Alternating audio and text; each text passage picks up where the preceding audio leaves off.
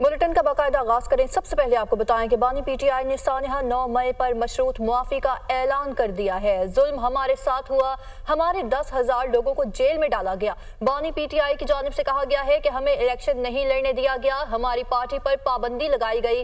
जबकि उन्होंने कहा कि हम सानिहा 9 मई के मुतासिरा हैं, हम इंसाफ चाहते हैं।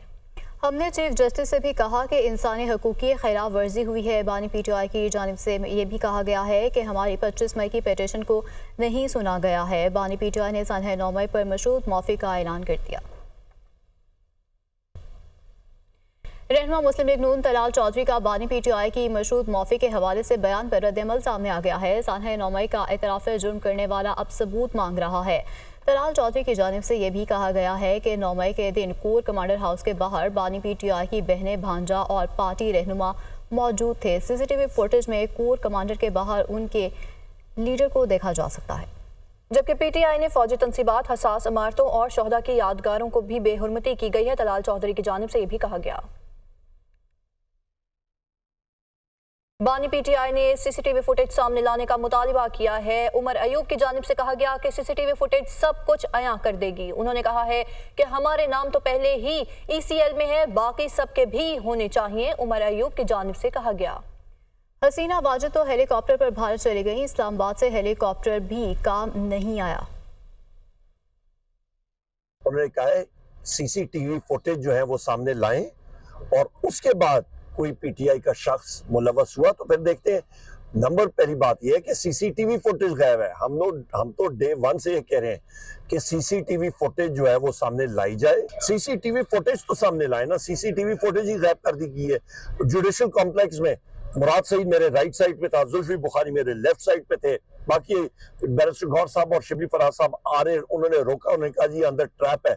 वहां पे जिस तरह का पथराव, फिर टीयर गैस शेलिंग, वो सारी फुटेज गायब है। क्यों गायब है? कौन, किसने गायब किया है? फिर पूछे।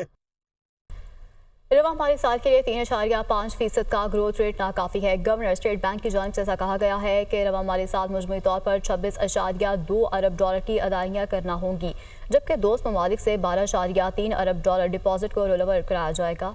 इस हवाले से मजीद आगाह करेंगे मुदस्सिर अली हमारे साथ मौजूद हैं। जी मुदस्सिर, अपडेट कीजिए। जी, कौमी असम्बली की कायमा कमेटी बराए ख़जाना में governor state bank Jameel Ahmed की जानिब से इंतहाई अहम ब्रीफिंग दी गई है।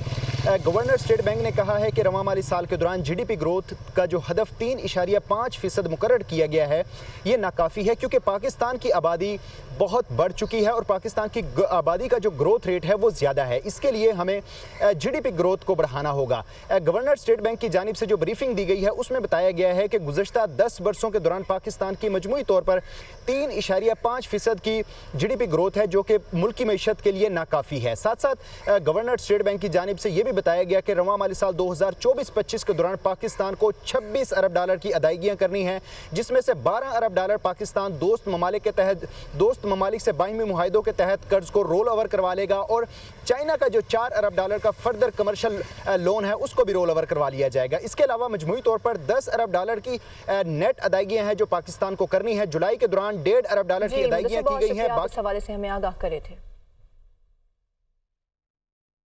तहरीक इंसाफ ने इलेक्शन तरमीमी एक्ट सुप्रीम कोर्ट में चैलेंज कर दिया है। बैरिस्टर गोहर अली खान ने आईनी दरख्वास्त सुप्रीम कोर्ट में दायर कर दी है, जबकि सुप्रीम कोर्ट से इलेक्शन तरमीमी एक्ट को कलदम करार देने की इस्तदा की गई है। तहरीक इंसाफ ने दरख्वास्त में विफाक और इलेक्शन कमीशन को फरीक बनाया।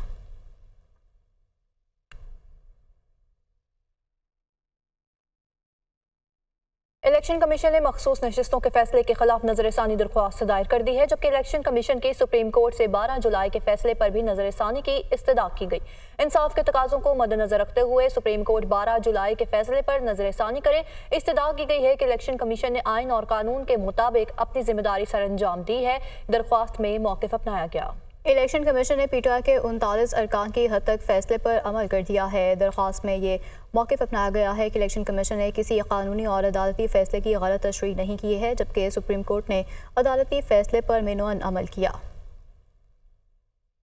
राशिद महमूद लंगड़ियाल चेयरमैन एफबीआर तैनात हो गए हैं। अहम खबर है जो आप तक पहुंचा रहे हैं कि हुकूमत ने नए चेयरमैन एफबीआर की तैनाती की तैयारी मुकम्मल कर ली थी, जबकि पाकिस्तान एडमिनिस्ट्रेटिव सर्विस के राशिद लंगड़ियाल को चेयरमैन एफबीआर तैनात कर दिया गया है। इस हवाले से मज़ीद बात कर लेते हैं ब्यूरो चीफ लाहौर हसन रजा से। जी हसन, बताइएगा। देखिए, चेयरमैन एफबीआर की आखिरकार तैनाती मुकम्मल हो गई और वफाकी एस्टैब्लिशमेंट डिवीजन ने राशिद महमूद लंगड़ियाल को chairman federal board of revenue तैनात करने की मंजूरी दे दी और बाकायदा नोटिफिकेशन जारी कर दिया गया है। राशिद महमूद लंगड़ियाल को चेयरमैन एफबीआर से तैनाती के साथ ही उनको अहम टास्क दिए गए हैं। इससे कबल अगर देखा जाए तो टवाना साहब ने खुद जो है चेयरमैन एफबीआर से माजरत कर ली थी। अब राशिद महमूद लंगड़ियाल हार्वर्ड यूनिवर्सिटी से तालीम याफ्ता है। ये public administration, international development, mobilization, group resource development policy, strategy समेत अहम इंतजामी अमूर का तजर्बा रखते हैं और फेडरल बोर्ड ऑफ रेवेन्यू में अहम जो है वो खिदमात सर अंजाम देने के साथ साथ जिम्मेदारियां जो है वो निभाने का भी तजर्बा रखते हैं। राशिद महमूद लंगड़ियाल इससे पहले अगर देखा जाए तो chief secretary giggle Baltistan, commissioner Lahore division समेत अहम तरीन ओहदों पर तैनात रह चुके हैं और ये वजीर आजम शहबाज शरीफ की टीम में जी हसन, बहुत शुक्रिया, इस हवाले से आप हमें आगाह करे थे।